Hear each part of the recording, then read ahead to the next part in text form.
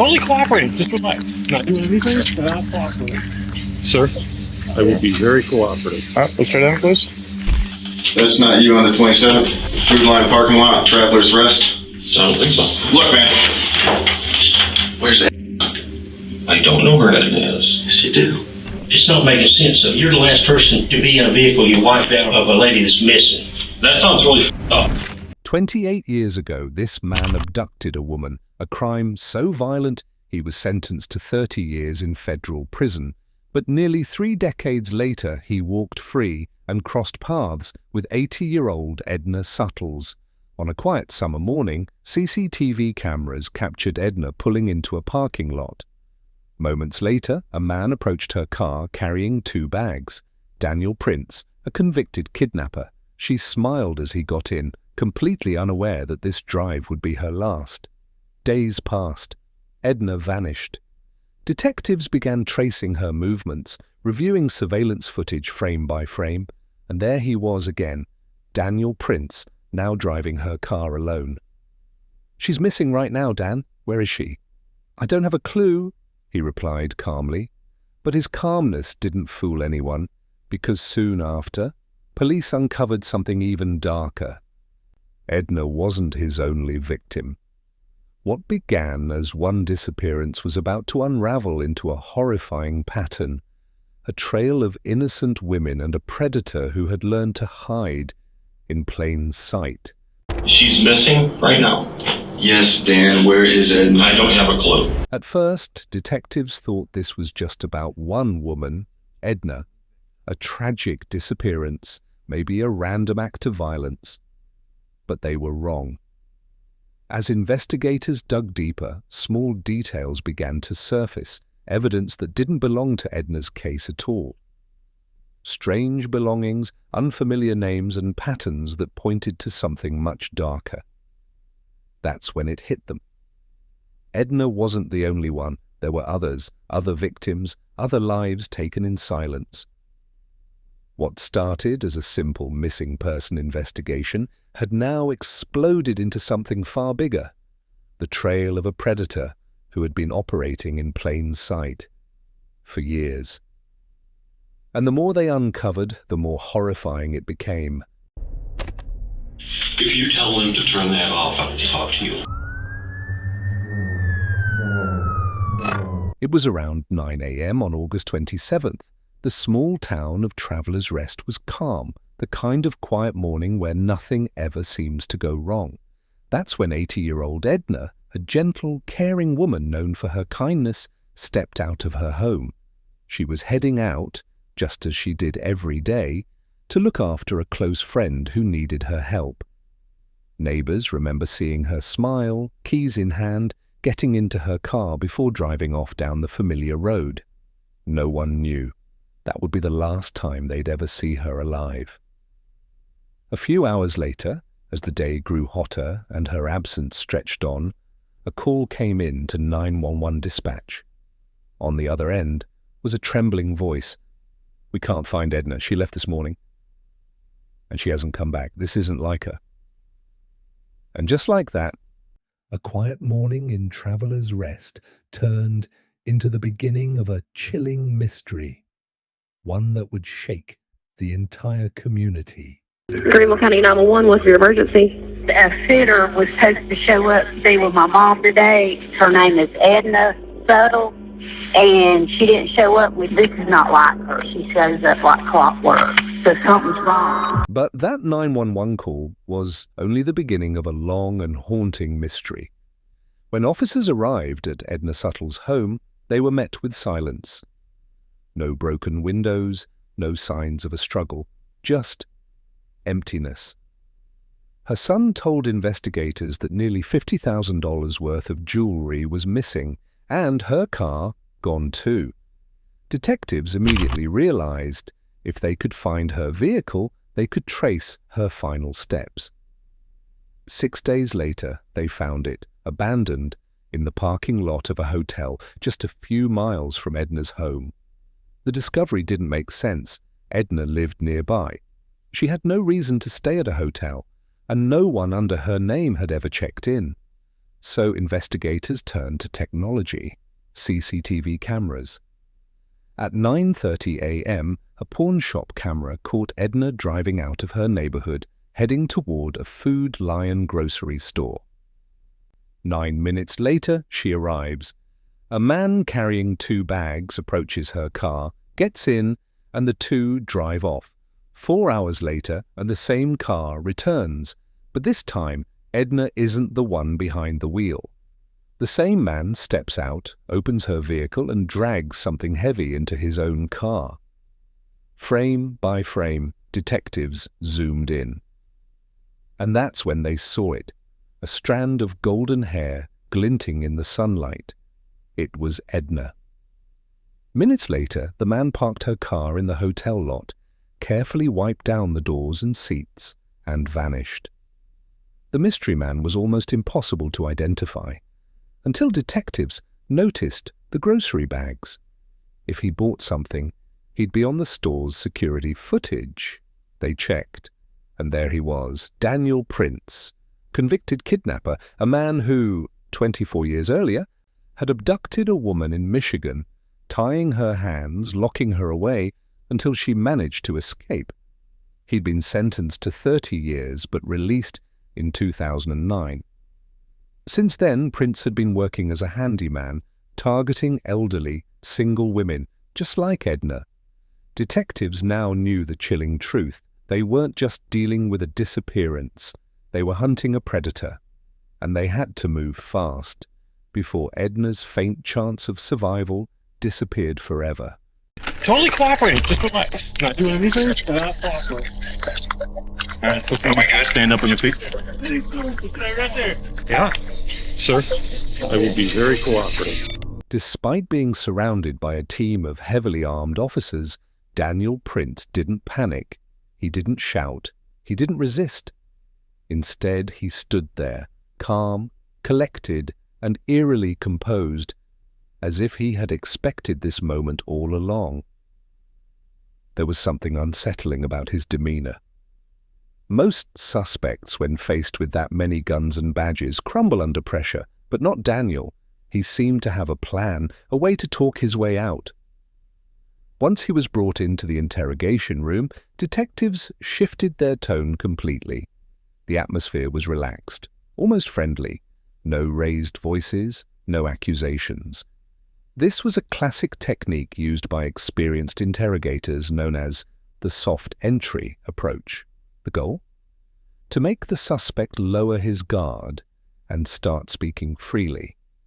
Prince was offered water, a chair, and a sympathetic ear. The detectives wanted him comfortable because comfort makes people careless. At this stage, they didn't want him to know they had already caught him on camera, driving Edna's car, wiping it clean, and walking away. Every question was calculated, every pause deliberate, because they knew the calm exterior Daniel Prince wore was about to crack. What do you do now? I do a lot of home remodeling, home repairs. I lay a lot of tile, and I got a customer base that has me doing stuff. Okay, so why Boston, North Carolina, come all the way down from, say, Michigan or Wisconsin? Okay, here, this is real easy. I'm originally from the east side of the state of Michigan, Okay. but I was in prison in Michigan for a while, and when I paroled to the west side of the state. Okay. What'd you get locked up for? Because you said you got paroled. I was locked up for a kidnapping charge. Okay. And I did 13 and a half years for that. Oh, wow. I did 1.5 years for a false statement on a vehicle title. You know, when they're not sure if they're going to make something, they want something to hold you with. So the false statement, that's all that was. The kidnapping, I was doing some bad shit that I shouldn't have been doing. Fair enough. But I shouldn't have gotten kidnapping. But I was doing some bad shit. What kind of shit? What shit have you gotten? I really don't want to say. We're just bullshitting. Huh? We're just bullshitting. Nothing when you're talking to 2 police detectives in a room. It's just bullshit. Okay, I've been through the system enough to know that. Yeah. All I'm going to say about that is I did my time, I made my first Fair parole, enough. and I haven't been in trouble since. Hey, and that's great to know. You know, a lot of people, especially being what you've been through, they come out and they go right back Just to it. because someone has a criminal past doesn't automatically make them guilty again. But in Edna Suttles' disappearance, the evidence detectives had painted a picture far darker than Daniel Prince's story of being a reformed man. When questioned about August 27, 2021, Prince struggled to recall even the simplest details. "It was a Friday, right?" the detective asked. "Yeah, maybe. I don't know. I've been back and forth. Charlotte, South Carolina? Maybe Traveler's Rest? Could have been Thursday. Could have been Friday." Detectives let him ramble, pretending to take notes, all while knowing exactly where he had been that day. Then came the subtle trap. "You weren't working that day, were you?" Prince hesitated, then replied, "No, not really. I'd been talking to this lady. We'd become friends. She had all kinds of problems. Her daughter was in jail, needed money, needed help. I was just trying to be nice." The lady he mentioned was Edna Suttles. But detectives didn't stop him. They let him keep talking. Because the more he spoke, the deeper he buried himself. Moments later, Prince admitted, "Yeah, she picked me up that morning at the Food Lion. She wanted me to go with her, to meet a private investigator. She was nervous, said she didn't trust the guy." This was a textbook case of deflection, a suspect twisting the story to look like a helper, not a culprit. But what Prince didn't know was that detectives had already seen the footage, every second of it. It showed no private investigator, no second meeting, just Daniel Prince driving Edna's car. And from that moment, his calm demeanor began to fade as the walls of his lies slowly started closing in.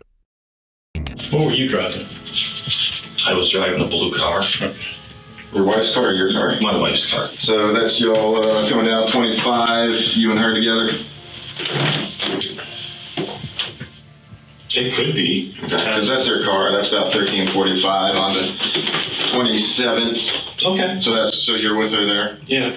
Okay. I guess. Yeah. I'm not saying yeah. I'm just saying Yeah. that could be her. Yeah, it's a different angle. But I mean, you know, we've watched this car, right? Okay. Here's y'all in the hotel parking lot. Okay. Yeah. Oh look, there's y'all backing in. Yeah. And a couple of different copies of it. Backing in. Yeah. Oh look, you get out. Nobody else gets out. I told you that. You're walking around the car. Yeah. You wipe the entire car down. Because I was worried. You were worried. There's you walking across the parking lot in front of Little Caesars. Mm-hmm. And there's you getting back into your car and driving away. Oh, she's with me. Look, man, you are a good dude. I honestly do believe that you screwed up years and years For ago. the first time since his arrest, Daniel Prince looked genuinely rattled. The detective laid out a series of photographs across the table. Clear, undeniable evidence. Frame by frame, each image told the story Prince had spent days trying to hide. "That's you, Daniel. August 27th, 2021, Food Lion parking lot. You can see the timestamp, you can see the truck." Prince stared at the photos in silence. His confident posture began to crumble. Still he tried to deny it. "No, that's not me. Maybe someone else. Same truck, maybe." But the detectives had heard it all before. They didn't need a confession. The evidence was already doing the talking. Moments later, they revealed another key piece. Mud caked along the tires of Prince's truck. This wasn't city dust or road dirt. It was thick, reddish mud, the kind found deep in the back roads and forest trails outside Traveler's Rest. The kind of mud you'd only pick up if you had driven off-road. Detectives exchanged knowing glances. They didn't have to say it out loud. Everyone in that room understood what it meant. Prince hadn't just been driving around. He had gone somewhere isolated, somewhere hidden, somewhere to end it or to hide it. And in that moment, the last pieces of his carefully crafted story began to fall apart. The calm, composed man who once sat in control was now staring at the photos in front of him, realizing that the truth had finally caught up. You're not a bad guy, right? Nobody is saying that you're some evil, twisted dude. Okay? We need to know where it is. We've processed the car. We found the dirt. Where did you go off-road? Where did you leave? Oh, I can tell you exactly where she and I had gone off-road. Please. When we were going from 25 south, there was, off to the right, there was a truck with a trailer and another vehicle there that had a for sale sign on it. And it looked like an older truck, and I needed a work truck. And I went ahead and I pulled in and with her, and then we pulled out. And it was right there on 25. Even when confronted with undeniable proof, Daniel Prince refused to break. He denied, deflected, and lied, trying desperately to control the story one last time. But detectives had him cornered. His claim of dropping Edna at home was proven false through surveillance footage. Every road, every turn, every minute of that day was tracked, and not once did his car return to her house. When officers searched his property, they uncovered illegal firearms, enough to charge him federally. Then came the most chilling discovery, a discarded yogurt cup spiked with a deadly cocktail of sedatives, lorazepam, tramadol, cyclobenzaprine. It was the same yogurt Edna had eaten just before she vanished, the same moment she was seen slumped over in Prince's car. He had drugged her. She never stood a chance. When detectives confronted him again, Prince finally began to unravel. He confessed not just to Edna's murder, but to 3 others. Dolores Sears, euthanized under the guise of mercy. Nancy Rigo, her daughter, silenced when guilt drove her to confess. Lee Goodman, allegedly killed in self-defense. And finally, Edna Suttles, found buried near his home in May 2022. Even in confession, Prince sought control. "There are things that must happen," he said, "but I want a little control over how they happen." He offered a deal: the location of Edna's body in exchange for a federal trial and a life sentence, avoiding the death penalty. Detectives agreed. But what Prince didn't know was that their backup recorder was still running.